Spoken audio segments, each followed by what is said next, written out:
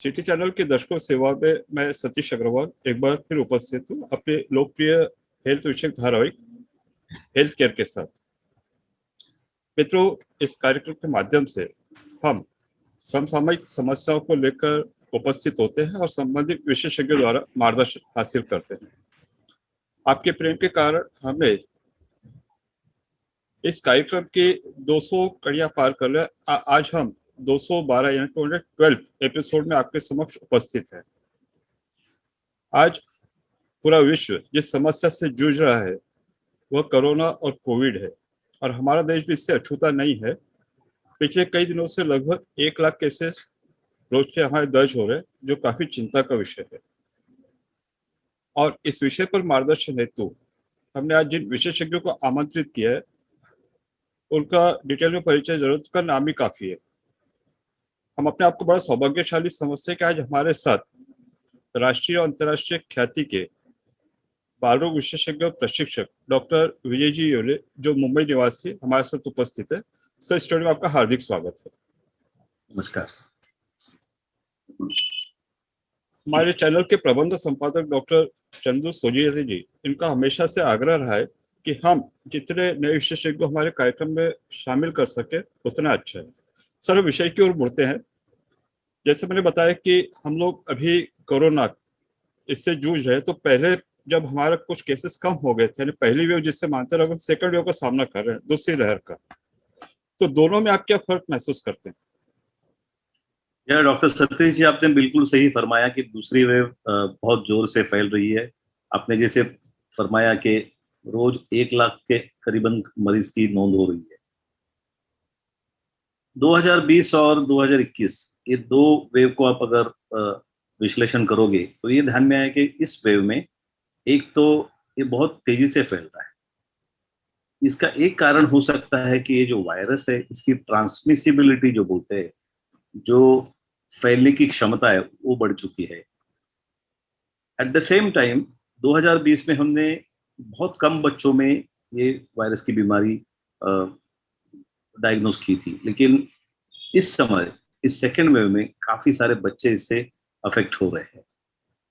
मैं ये नहीं कहूंगा कि एडल्ट के जैसे बच्चों में बहुत गहन और सीरियस बीमारी हो रही है, लेकिन कई मात्रा में बच्चे इससे इन्फेक्ट हो रहे हैं। आपने टीवी पे आंकड़े देखे होंगे, महाराष्ट्र स्टेट में फॉर एग्जांपल करीबन 60-70 हजार बच्चे इससे इन्फेक्ट हुए हैं। तीसरी बात यह है कि शायद लोगों में अवेयरनेस आने की वजह से मेडिकल जो कंसल्टेशन बहुत जल्दी किया जा रहा है। शायद ये रीजन होगा कि इस समय मृत्यु की मात्रा पहले वेव की तुलना में कम है। चौथी बात यह है कि कई सारे हेल्थ केयर वर्करों ने वैक्सीन ले चुके हैं वो, और बुजुर्ग 50-60 साल के ऊपर के लोगों ने भी, कई लोगों ने वैक्सीन ले रखी है। तो जिन्होंने वैक्सीन ली है, हमें पता है कि वैक्सीन फैलाव नहीं रोकता है, लेकिन वैक्सीन इंसान को सीरियस बीमारी से पक्का प्रोटेक्ट करता है। तो कदाचित ये कारण है कि मृत्यु की मात्रा इसमें कम दिखाई दे रही है। बट यू नेवर नो, जैसे ये फैलता है, जैसे वेव बढ़ती है और हमारे हेल्थ केयर सिस्टम क्षमता के आगे अगर बीमारी के मरीज आने लग गए तो शायद ये भी हो सकता है कि हम अच्छी तरह से उनकी केयर करने में कम पड़ सकते हैं। तो लोगों ने ख्याल रखना है कि पहले जैसे अपना बचाव करना है बीमारी से। निश्चित तौर से सर, और जैसा आपने बताया कि पहली बात तो बच्चों में इसका प्रमाण बढ़ा है, और दूसरा जैसा हम देख रहे हैं कि पहले एक अगर फैमिली में एक आदमी इन्फेक्ट होता तो शायद वहीं तक सीमित रहता था, और आपने बताया कि इन्फेक्टिविटी बहुत ज्यादा है, तो अभी पूरी पूरी फैमिली इसमें इन्फेक्ट हो रही है। सर, लेकिन जैसे हमने देखा था कि पहली वेव के बाद में केसेस कम हो गए थे, हम लोग खुश भी हो रहे थे कि अभी एडमिशन भी कम हो, कई कोविड हॉस्पिटल बंद भी हुए थे, तो अचानक से इस बढ़ते केसेस का कारण आप क्या मानते हैं? बिल्कुल सही। जैसे हमने गए साल जो निर्बंध लगाए थे, लॉकडाउन किया, लोगों में प्रशिक्षण किया कि ये सैनिटाइजेशन, सोशल डिस्टेंस या फिजिकल डिस्टेंसिंग रखो, मास्क का इस्तेमाल करो, उससे बीमारी कुछ हद तक काबू में आई थी। लेकिन ये सांस के द्वारा फैलने वाली ड्रॉपलेट इन्फेक्शन बीमारी है, जैसे बीमारी काबू में हम थोड़े लैक्स हो गए, सब निर्बंध उठाए गए, मॉल्स खुल गए, रेस्टोरेंट खुल गए, यहाँ तक कि सिनेमा हॉल खुल गए, और फिर बच्चे बाहर निकलने लगे, खेलने लगे, ऑफिसों में भीड़, आप रोज के कम्यूटिंग माध्यम में देखो, रेलवे, बस, सब जगह पे भीड़ शुरू हो गई और मास्क पहनना लोगों ने छोड़ दिया। लोगों को लगा कि वो वैक्सीन आ गई, बीमारी के आंकड़े कम हो गए, इसका मतलब बीमारी चली गई, और इस गलत फहमी में हम रहे और उसके कारण ये बीमारी वापस उसने जड़ पकड़ लिया है और बहुत रैपिडली फैल रही है।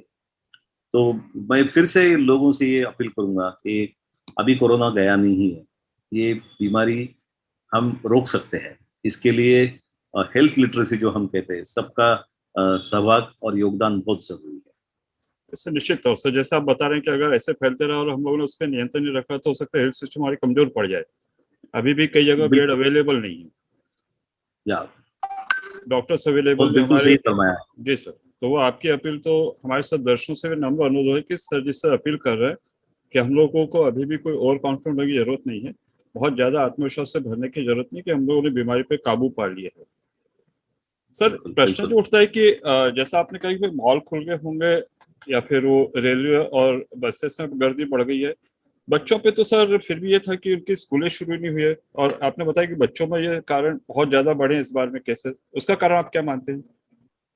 देखो, बच्चों को इन्फेक्शन ज्यादा करके एडल्ट सोर्स से होता है। ये कोई एडल्ट जब बाहर से आता है, इन्फेक्शन ले आता है, वो आसानी से बच्चे को फैलाता है। इसका मतलब ये नहीं कि बच्चे बीमारी नहीं फैला सकते, बच्चे भी सुपर स्प्रेडर कहा जाता है, हो सकते हैं। तो बच्चे खेलने बाहर निकले, बच्चे किसी एडल्ट की तरह सही ढंग से मास्क नहीं पहन रहे। हालांकि ये बात अलग है कि एडल्ट भी अच्छी तरह से मास्क नहीं पहन रहे, लेकिन बच्चों ने स्कूल नहीं खुले लेकिन बाहर आना जाना शुरू कर दिया था।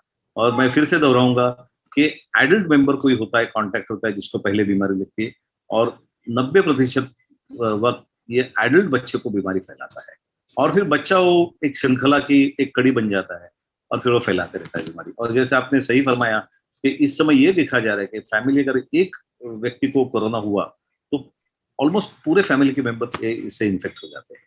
इतनी इसकी ट्रांसमिसिबिलिटी बहुत हाई हो चुकी है। सर इसका कारण ये भी बता रहे हैं कि जो अभी का वायरस है वो म्यूटेंट हो गया, उसका स्वरूप चेंज हो गया है। कई लोग ब्राजील में नाम ले रहे हैं, कई यूके नाम ले रहे हैं, इसको आप कितने हद तक जिम्मेदार मानते हैं? बिल्कुल। ये जो वायरस है, देखो सर, नेचर में, निसर्ग में हर कोई लिविंग ऑर्गेनिज्म अपनी सर्वाइवल की सोचता है। तो ये म्यूटेशन होते रहता है, जिसको हम म्यूटेशन कहते हैं साइंस में। तो ये नए नए वेरिएंट्स आए हैं, यूके में आए हैं, ब्राजील में आया है, साउथ अफ्रीका में आया है, और हर वेरिएंट को टाइप नहीं किया जाता है, लेकिन ऐसे कहा जाता है कि जो यूके वेरिएंट है उसकी ट्रांसमिसिबिलिटी बहुत ज्यादा है और वो ज्यादा करके बच्चों में आसानी से फैल रहा है।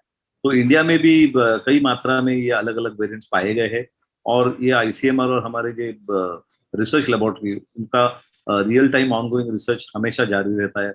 हम भी पकड़ने की कोशिश करते हैं कि कोई नया वेरिएंट आया है क्या। आप बिल्कुल सही फरमा रहे हैं कि इस वेरिएंट आने के कारण हमारी प्रतिकार शक्ति थोड़ी सी कम हो जाती है। हम 100% प्रोटेक्टेड नहीं रहते इस नए वेरिएंट के अगेंस्ट, एंड ये वेरिएंट अपनी इनहेरेंट मात्रा से फैलने की क्षमता ज्यादा बढ़ा देता है और फैलते रहता है। मित्रों, सर ने जिस बात को कहा आप गौर से सुनिए कि जहां तक हमको बच्चों को बचाना है तो पहली बात तो अगर कोई इससे इन्फेक्ट होता है तो बच्चों से समुचित सावधानी ले। सर ने कहा कि बच्चे हमको देख के अपना व्यवहार निर्धारित करते हैं, तो अगर हम लोग मास्क अच्छे से लगाए, सोशल डिस्टेंसिंग मेंटेन करें, बच्चे हमको देख के सीखेंगे। और जिस शब्द का सर ने इस्तेमाल किया है कि सुपर स्प्रेडर, अक्सर ये होता है कि जैसे सर ने कहा कि बड़ों से बच्चों में आता है, तो इस बार ये देखा है कि बच्चे भी उतने बड़ों को इन्फेक्ट कर रहे हैं। तो हम लोगों को पूरी कोशिश करनी कि बच्चों को हम पूरी तरह से बचा पाए। सर तो जैसा आपने कहा कि इस बार में हम लोग बच्चों को ज्यादा देख रहे हैं, तो ऐसे कौन से लक्षण है? पहली बात तो उनमें लक्षण कौन से, दूसरा लक्षण में क्या परिवर्तन है जिससे हमको पता चले बच्चों में शायद कोरोना हुआ है? जैसे 2020 में कम बच्चे इससे इन्फेक्टेड हुए थे और बच्चों में बुखार उखार आता था, लेकिन इस वक्त हमने देखा है कि कई सारे बच्चों को बुखार के साथ दस्त, उल्टी या थोड़ी सर्दी खांसी या बॉडी एक ये प्रमाण पाया गया है। लेकिन मैं दोबारा एक बात दोहराना चाहूंगा कि ये सब लक्षण हैं, ये काफी दूसरे बीमारी पे भी नजर आते हैं। जैसे वायरस से उल्टी दस्त हो जाए या किसी वायरस से सर्दी खांसी हो जाए, तो सिर्फ लक्षण को मद्देनजर रखते ये बताना बहुत मुश्किल होता है कि कोविड है या नहीं है।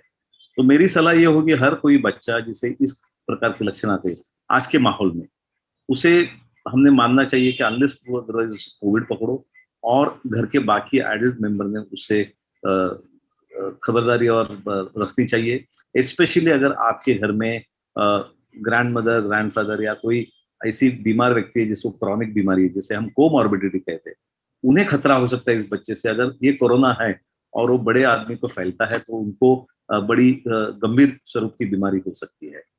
और बच्चों का कई बार मुझे फोन आते कि बच्चे को फीवर है, उसकी टेस्ट की जाए क्या, या पिताजी फोन करते कि, या माँ फोन करती कि मेरे हस्बैंड पॉजिटिव है और मेरे घर में 2 बच्चे हैं, क्या मैं बच्ची की टेस्ट करवा दूं। गाइडलाइन के मुताबिक तो बच्चों को टेस्ट करना जरूरी है ताकि उसको विलगीकरण किया जा सकता है, लेकिन हर बच्चों को टेस्ट करना बहुत मुश्किल होता है। आप एक बात याद रखिए कि बच्चों में गंभीर स्वरूप की बीमारी नहीं होती है, लेकिन बच्चा इन्फेक्शन होके इन्फेक्शन फैला सकता है। तो ये जानने के लिए बच्चों को कोरोना है या नहीं टेस्ट कर सकते हैं, स्पेशली जब आपके घर में कोई ग्रैंड पेरेंट्स हो, एल्डरली 60 साल की आयु के ऊपर के लोग हो, या कोई ऐसी व्यक्ति है घर में जिसको क्रॉनिक किस्म की बीमारी है, तो उनके बचाव के लिए अगर टेस्ट करेंगे तो आप, ये माना जाता है कि अगर आपको टेस्ट करके बताया जाए कि बच्चे को बीमारी है तो आप ज्यादा सतर्क हो जाते हो, और जो आइसोलेशन या क्वारंटाइन के मेजर्स हो वो आप सिंसियरली अप्लाई करते हो। अदरवाइज बड़ा कैजुअल अप्रोच होता है एंड फिर ये बच्चा सबको फैलाते फिरता है। ये नहीं होना चाहिए। सर मेरे साथ जो इससे रिलेटेड जो प्रश्न है कि आज की घड़ी में अगर बड़ों को बोल के कोरोना टेस्ट करा लो तो एकदम घबराहट का माहौल हो जाता है, जिससे हम लोग सोच रहे कोरोना ऐसा है, मृत्यु संख्या इतनी बढ़ रही है। और घर में अगर कोई पॉजिटिव उससे कह के आप बच्चे की टेस्ट करा लो तो जैसे कोई एकदम बम फूट गया हो, तो मानसिक रूप से वो लोग तैयार नहीं है। तो जैसा आपने कहा कि ये तो हमको पता लगना चाहिए उसकी इन्फेक्टिविटी है या नहीं है, पर जो लोग हमसे कहते हैं कि सर हम ये तो नहीं कराना चाहते लेकिन हम उसके अलग रहने की व्यवस्था पूरी करा दें, पहली बात ये। और दूसरी बात की जैसा आप कह रहे हैं कि अगर घर में कोई बड़ा व्यक्ति, वरिष्ठ व्यक्ति है, सीनियर सिटीजन या कोमॉर्बिडिटी वाला है, तो उससे बचाने के लिए हम बच्चे को दूसरे के यहाँ भेज दें। दोनों बातों में आप क्या सलाह देंगे? देखो, 2 चीज मैं बताऊंगा। आपने बिल्कुल सही फरमाया कि हर बच्चे को टेस्ट करना पॉसिबल नहीं है और पेरेंट्स कतराते हैं बच्चे को टेस्ट कराने से। तो एक कर सकते हैं कि अगर घर में कोई एट रिस्क, जैसे बड़ी आयु का व्यक्ति या किसी को क्रॉनिक बीमारी ऐसा व्यक्ति नहीं हो, तो ये बच्चे को गुरु धरना चाहिए कि इसको भी होगा शायद, और ये यंग पेरेंट्स के साथ बच्चा रह सकता है। ये घर के बाहर नहीं जाए, 2 हफ्ते कम से कम उसने क्वारंटाइन करना चाहिए। अगर घर में कोई ग्रैंड पेरेंट्स या ऐसे व्यक्ति है तो पक्का, अगर कई बार, जैसे मैं आपको उदाहरण दूंगा, एक 2 रूम किचन के घर में अगर माता पिता और नाना नानी या दादा दादी है और 2 बच्चे हैं, तो उनको बच्चों और को विलग करना बहुत मुश्किल होता है। तो ये बच्चे पेरेंट्स के साथ रह सकते हैं, और ये दादा दादी या नाना नानी को अलग रूम में रखा जाए। वो नेगेटिव हो तो भी उनको अलग रखना चाहिए। इसे रिवर्स आइसोलेशन या रिवर्स क्वारंटाइन हम कहते हैं, ताकि उनके संपर्क में ये बच्चे नहीं आए। एक बात याद रखिए, बच्चे ज्यादा करके एसिम्टोमेटिक होते हैं, या उनमें कोविड की बीमारी हुई तो भी लक्षण बड़े माइल्ड होते हैं, और उनको क्या ट्रीटमेंट की जाती है? सिंपल लक्षण की ट्रीटमेंट दी जाती है। जैसे बुखार है तो पैरासिटामोल दे दिया, उल्टी के ऊपर दवा कर ली, एंटीबायोटिक की जरूरत नहीं पड़ती इनमें। और अनलाइक आइडल ये प्रोग्रेस नहीं होते ज्यादा करके। हाँ, हालांकि कुछ बच्चों को कोविड होने के बाद पोस्ट कोविड इन्फ्लेमेटरी सिंड्रोम जो हम कहते हैं, जिसमें बुखार आता है, रैशेस आते हैं, आंखें लाल हो जाती है, ओंठ कटे जाते हैं, पेट में दर्द, बड़ी मात्रा में दस्त, और उनके हार्ट रेट बढ़ जाता है। ये जो बीमारी के लक्षण है वो बहुत कम मात्रा में बच्चों में नजर आते हैं, लेकिन वो कोविड होने के बाद ये पोस्ट कोविड कॉम्प्लिकेशन कहा जाता है। ये हर बच्चों में एक्यूट इन्फेक्शन में नहीं होता है। तो बाय एंड लार्ज बच्चे इस बीमारी से बड़ी माइल्ड तरीके से अफेक्ट होते हैं। तो बच्चों को पेरेंट्स साथ, क्योंकि विलगी करना बहुत मुश्किल होता है विलगी बच्चों का, तो बच्चों को पेरेंट्स के साथ रखिए, लेकिन ग्रैंड पेरेंट्स को अलग रखिए। सर इससे दूसरा संबंधित जो पहलू है वो इस तरह की, अगर आप कह रहे हैं कि उनको अलग रखे, आपने कहा जिस तरह घर की रचना होता है तो आमतौर पर ऐसी सब जगह होता है, छोटा सा घर है जहाँ सब लोग रह रहे हैं, तो एक दूसरा सजेशन आता है कि ठीक है कि हम तो पेरेंट्स इन्फेक्टेड हो गए, घर में हमारे पेरेंट्स हैं, ग्रैंड पेरेंट्स हैं, तो हम बच्चों को किसी दूसरे के यहाँ भेज दें क्या? तो इस बारे में आप क्या कहेंगे? नहीं, ये भी गलत राय होगी, क्योंकि क्या है, बच्चे को शायद लक्षण नहीं होंगे, बच्चा ए सिम्टम ऑलरेडी इन्फेक्ट हुआ होगा, तो ये खतरा होता है कि ये बच्चा इन्फेक्शन अपने घर से जहां कहीं जाएगा वहां पे फैलाएगा। इसलिए ये हमेशा याद रखना चाहिए कि ऐसे बच्चों को ऐसी हालत में दूसरी जगह नहीं भेजना चाहिए। जैसे कई बार ये देखा गया है कि पेरेंट्स पॉजिटिव आते हैं, घर छोटा है, तो बच्चे को नाना नानी के घर भेजा जाता है या मामा के घर भेजा जाता है, वहां पे नानी होती है देखभाल करने के लिए।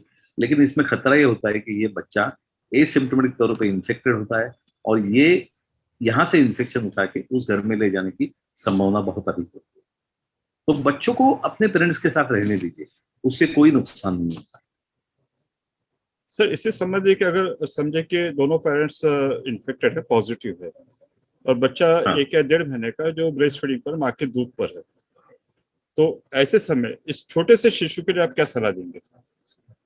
बिल्कुल, इस छोटे शिशु ने माँ का स्तनपान जारी रखना चाहिए। WHO ने अभी अभी फिगर्स दी है कि माँ के स्तनपान के जो फायदे हैं वो कई कई गुना ज्यादा है कोरोना के रिस्क से।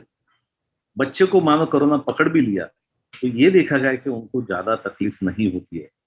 ब्रेस्ट फीडिंग के फायदे बहुत होते हैं, तो माँ का दूध कंटिन्यू करना चाहिए। हालांकि माँ ने मास्क पहन के बच्चों को दूध पिलाना चाहिए और बच्चों पे उनके लक्षण के लिए ध्यान रखना चाहिए। बुखार अगर आता है, बच्चे सर्दी खांसी होती है या सांस फूलने लगता है तो तुरंत डॉक्टर की राय लेनी चाहिए। लेकिन एक क्लियर मैसेज है कि स्तनपान रोकना नहीं चाहिए। निश्चित तौर से। पूरी खबरदारी लेते हुए माँ को दूध पिलाना चाहिए। और जो माँ ने हमारी बच्चे को जैसा आप दूध कह रहे हैं कि जो मिनिमम सावधानी हो तो बरतनी है, चाहे मास्क लगाना हो, चाहे हाथ बिल्कुल धोना, सैनिटाइजर है, ये सब चीजों को करनी है। ऐसे समय उनका ये कि फिर बच्चों को हमारे पास रखें, उसको बाहर दे किसी के पास, तो आप क्या कहेंगे? माँ अपने नहीं, पास बिल्कुल रखना चाहती है। हाँ माँ के पास ही रखना चाहिए, माँ के पास ही रखना चाहिए, जी। ताकि माँ का बॉन्डिंग, माँ का प्यार, माँ का दूध, ये कई मात्रा में प्रोटेक्टिव होते हैं और रिस्क कोरोना से बाधित होने की बहुत कम होती है। उसके फायदे, माँ के दूध के फायदे ज्यादा होते हैं।